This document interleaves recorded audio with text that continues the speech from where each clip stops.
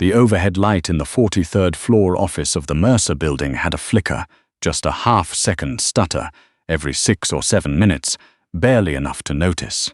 Orla noticed it on her second day and had been waiting ever since for someone else to complain.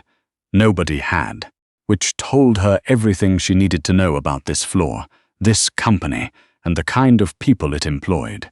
The kind who learned quickly which irritations were worth naming and which ones were better absorbed in silence. She was cross-referencing the Q3 freight invoices when she found the ghost. $11,000 drifting between 2 subsidiary accounts, like a coin someone kept losing between the couch cushions. Not theft. Whoever did it didn't even know they'd done it. Duplicate transit code, manual entry, overriding the auto-populate field.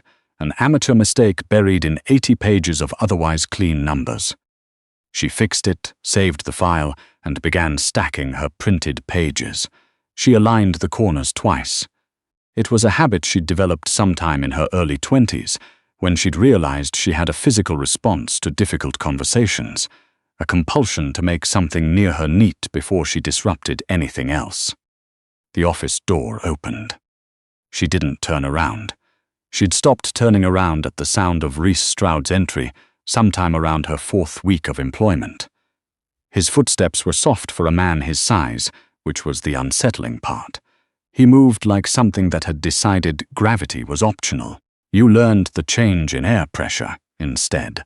The slight drop in ambient temperature, the way the room's acoustics shifted when he was in it, as though the space rearranged itself around him. "Still here," he said, not a question. "The Q3 invoices have an $11,000 discrepancy." She kept her eyes on the monitor. "I don't leave things unfound." She heard the refrigerator behind the credenza open, the soft hiss of a sparkling water bottle. He stood somewhere behind her left shoulder, drinking, not speaking, doing the thing he did sometimes in the evenings when the building emptied out, existing in the same room as her without requiring anything from the interaction. She'd never decided whether it disturbed her or not. She pulled up the subsidiary ledger one last time, confirmed the correction, closed the tab, rolled her chair back, began to gather the pages into a proper stack. "Mr. Stroud," she said, "I need to tell you something before the end of the week." He waited. He was exceptionally good at waiting. She'd watched him wait out, a board member's blubbering apology for 11 minutes without shifting his weight. She kept her eyes on the papers. "I've accepted a position at Hartfield Analytics. Downtown, my last day here is the 15th. The room did not change. The light made its small half-second stutter. The rain outside the floor-to-ceiling windows didn't make a sound. That high up, weather was a visual event happening to other people. But the air did something. It compressed, or it thinned, in the specific way of a sealed container from which one wrong piece has been removed. She looked up. Stroud was standing at the edge of the desk, the sparkling water bottle loosely held at his side. His expression was blank in the way that wasn't calm. It was the aftermath of something fast and entirely interior, a face that had just finished a small, private catastrophe and was now presenting its functional side to the room. "Hartfield," he said, flat, almost incurious. "Yes." "Michigan Avenue." "Yes." He raised the bottle and drank from it, set it down on the corner of her desk with a soft, precise click. His hand did not shake. Rhys Stroud's hands never shook. She'd noticed this early on, the way other people's hands betrayed them under pressure, while his seemed to grow steadier, as if crisis were a calibration tool. "When did you interview?" he asked. 3 weeks ago. Something moved behind his eyes, gone before she could name it. "You didn't mention it." "I'm mentioning it now." She held his gaze for the 3 seconds she'd trained herself to. Long enough to be honest, not long enough to drown. His eyes were grey-green, the specific shade of sea glass that hadn't committed to a color yet. "I've given appropriate notice. The transition is workable. I'll document everything. I'll need you through the end of the fiscal month." "The fiscal month ends on the 22nd. She pulled on her coat. "That's a week past my agreed date. Consider it agreed upon now." I don't, she said. She picked up her bag. Good night, Mr. Stroud. He let her go. She thought about that later, the fact that he let her go in a way she couldn't quite explain. At 2:07 screen lit the ceiling of her studio apartment. Calendar notification. Stroud, R. Thursday, 8 a.m. Conference room A. No subject. She set the phone face down and stared at the dark for a while, listening to the laundromat below her running its overnight cycle, the low mechanical thudding that she'd long since stopped hearing, unless something else was keeping her awake. Across the city, in a building where the lights never fully dimmed, Rhys Stroud sat behind a desk and did not drink the sparkling water in front of him. Tio sat across from him in the chair reserved for people coming to request clemency. Tio was the only person in Stroud's orbit who could occupy that chair without his suit, absorbing his own perspiration. 22 years in this line of work had cured him of most ordinary stress responses. Hartfield Analytics, Stroud said. Tio consulted his tablet, founded 2019, 15 employees, forensic accounting, compliance consulting, some audit work, completely clean, on paper. Stroud looked at him. Their fourth largest client is the Vassero Group. Tio set the tablet down, which, as you know, operates as the financial spine of the Menchetti apparatus. The silence that followed was the kind that made the building's ventilation system loud. Orla Farro has been inside our consolidated accounts for 14 months, Stroud said. His voice was perfectly level, the way water is level in a glass before the tremor hits. She processed a 7-layer receivables audit from memory. She found 4 instances of internal skimming that the previous analyst missed across 2 years. She knows the naming conventions for every shell company in the Eastern Corridor. He paused. If she walks into Hartfield, she's walking into a room full of people who have very specific reasons to ask her very routine questions. You think she'd talk? No. Immediate. Absolute. A fraction too much of both. She wouldn't know she was doing it. She'd answer honestly because she's honest, and in 6 months the Menchetti operation would have a floor plan. He looked at the water. It's a security concern. Tio was quiet. Right, he said, in the tone of a man who understood considerably more than what had been offered. Conference room A smelled of bad coffee and the ghost of someone's lunch. Orla sat with her hands folded on the table and a cup from the lobby cafe she'd bought herself. The break room machine had been broken for 11 days, and she'd stopped expecting resolution. Stroud came in at 8:04, dark charcoal suit, navy tie, which meant he had a significant meeting after this one. He sat across from her and opened a folder. Hartfield's client roster presents a conflict of interest. He slid a single page across the table. Several entities in their portfolio are in direct competitive relationship with our partners. Your knowledge of internal account structures constitutes a proprietary exposure. Existing NDA provisions may be insufficient. Orla read the page. Read it again. Set it back down precisely in the center of the table, between them, like a piece of evidence neither of them wanted to claim. Mr. Stroud, she said, I signed a comprehensive non-disclosure agreement before my first day here. My obligations under it are clear, and I intend to honor them completely. Nevertheless, I gave you 5 months of 60-hour weeks. Her voice didn't rise. It never rose, but it gathered weight. I rebuilt your entire receivables infrastructure after it was left to collapse. I found 4 instances of internal skimming your previous analyst couldn't locate across 2 years. I reconciled $11,000 in phantom freight charges last night at 8:45 in the evening on my own time. She looked at him steadily. This is not a conversation about proprietary risk. Something moved in his face. No, he said, and she was not sure he'd meant to say it. Then tell me what it's actually about. He looked at her. The sea glass eyes, unreadable as always, but something underneath them that she couldn't name and chose not to pursue. I need a longer transition period, he said finally. 3 weeks, she said, and project rate for anything over standard hours, not salary. A pause. Fine. She nodded, stood, picked up her coffee. Orla. She stopped. He'd never done that before. used her first name. He said Farro when he wanted her attention, the same way he'd reference a case number. Her name in his voice landed differently, lower, like something kept elsewhere that had slipped out by accident. "The Bridgewater reconciliation," he said. "I need it by Wednesday." "You'll have it Tuesday," she said, and left. Tuesday evening, the parking structure below the building was cold in the specific way of spaces that trap winter air and offer nothing to replace it. Orla loaded a small banker's box into the trunk of her Civic, a plant she'd brought from her apartment 8 months ago, a spare cardigan, the good stapler the 4th floor had been quietly stealing and returning for weeks. She was aligning the box so it wouldn't shift on the drive home when she became aware of someone 3 cars down, leaning against a concrete pillar with his hands in his coat pockets.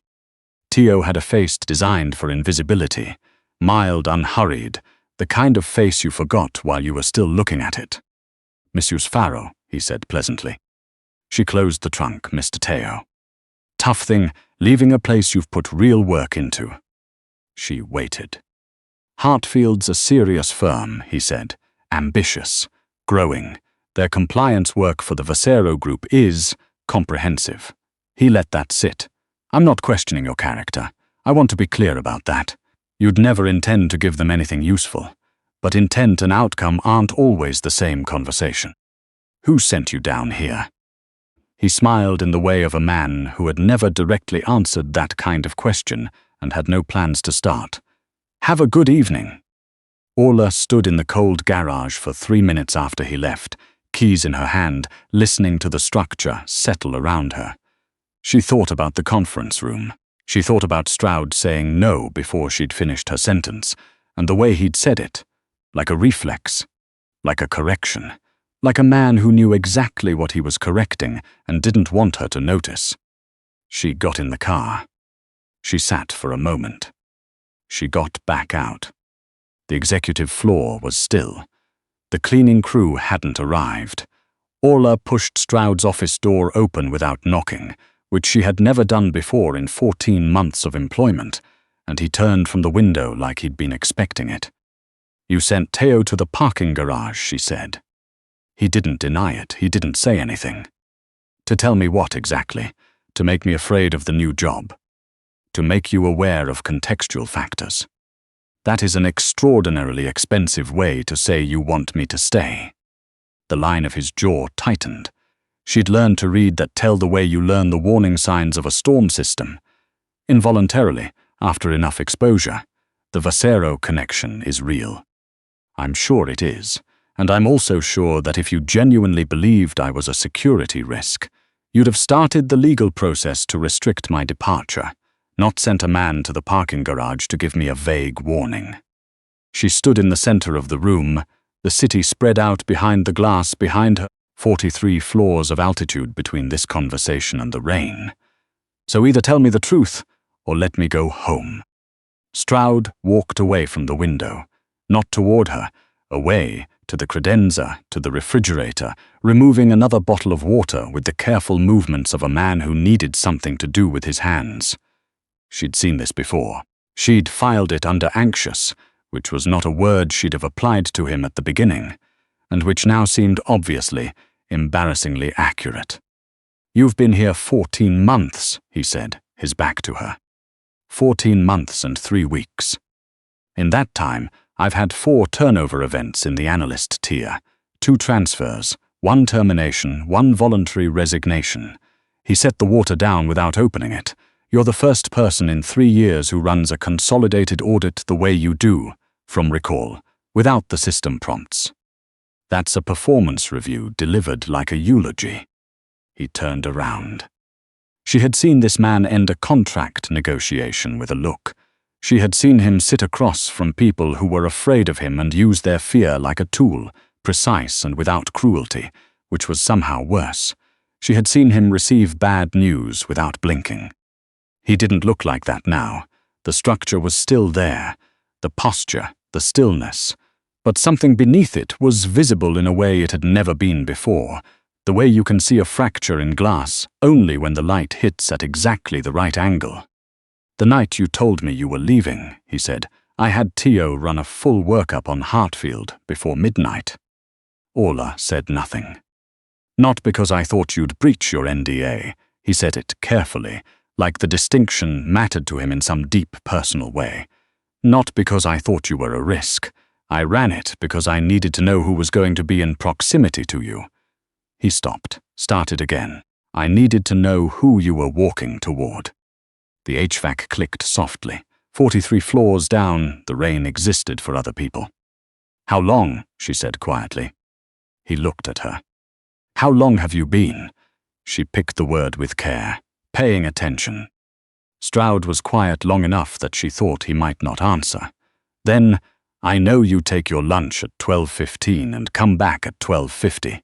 I know the left hinge on your office door sticks, and you've been compensating for it for 9 months, without filing a work order, because you don't like to ask for things you think you can manage around.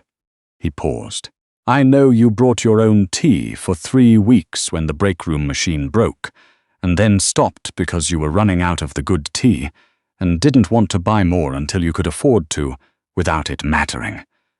I know the sound your keyboard makes is different from everyone else's on the floor. You use the number pad faster than the alpha keys. It's quiet, but I know it. Orla looked at the window. That is not, she said carefully, any kind of normal professional awareness. No. That is the behavior of someone who has been. I know what it is, he said, not defensive. Just honest, in the way of a man who has been holding something heavy for a very long time and has finally decided the muscles aren't going to give out if he sets it down. I know exactly what it is. I'm not pretending it's something else. She looked at him, the scar on his left knuckle, the exhaustion around his eyes that had been there the first week and had never left, the specific quality of his stillness which she'd mistaken for coldness. For the first 3 months before she'd understood, it was something more like discipline. Then why didn't you say anything? She asked. The look he gave her was answer enough, but he gave her the words too. Because I know what I am, flat, factual.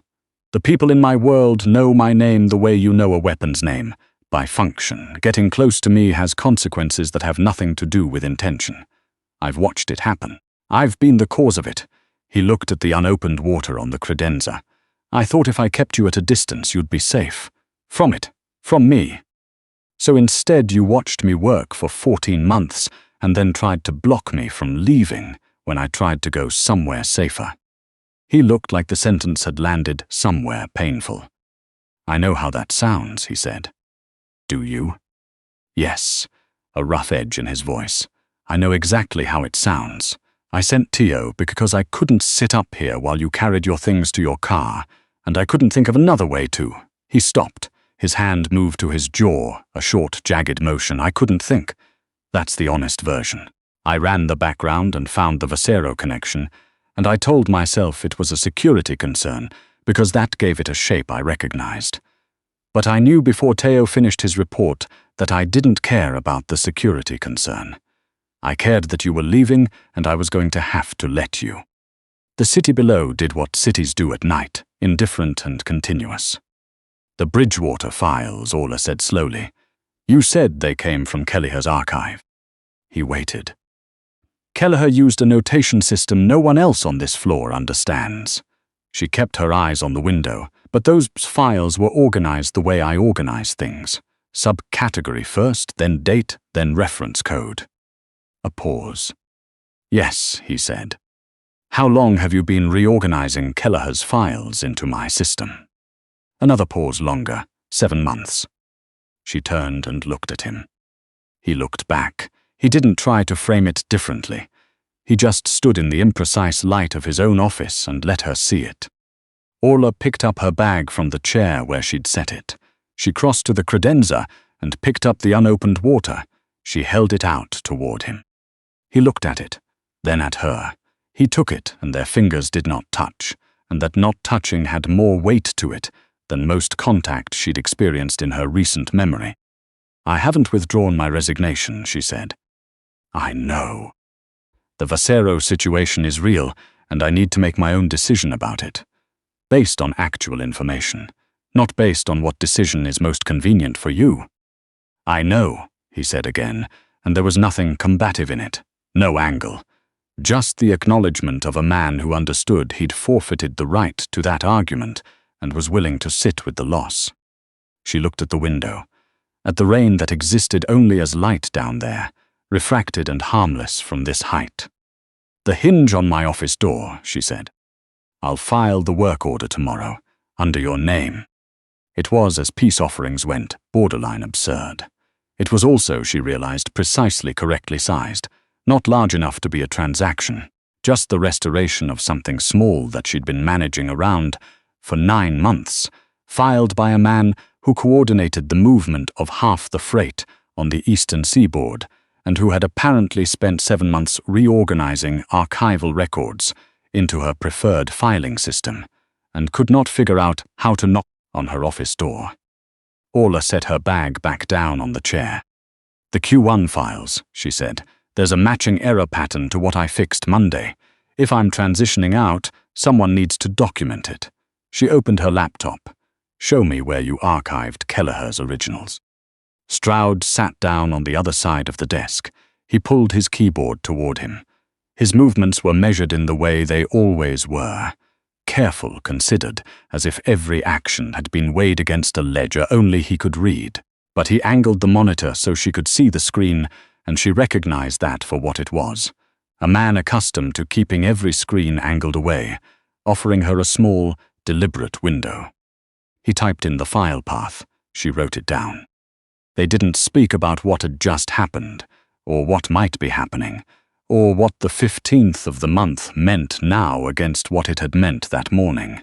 The numbers were real, and the work existed, and there were Q1 discrepancies that needed finding, and between two people who were both, in their own ways, most comfortable with a problem they could actually solve. It was enough to begin there. The overhead light made its small half-second stutter. Neither of them mentioned it. Outside, 43 floors below, the rain ran along the gutters and into the drains and away. The way rain in cities always eventually went, patient and indifferent and entirely unbothered by what was happening above it in the lit and carefully sealed rooms where people finally, reluctantly, told the truth.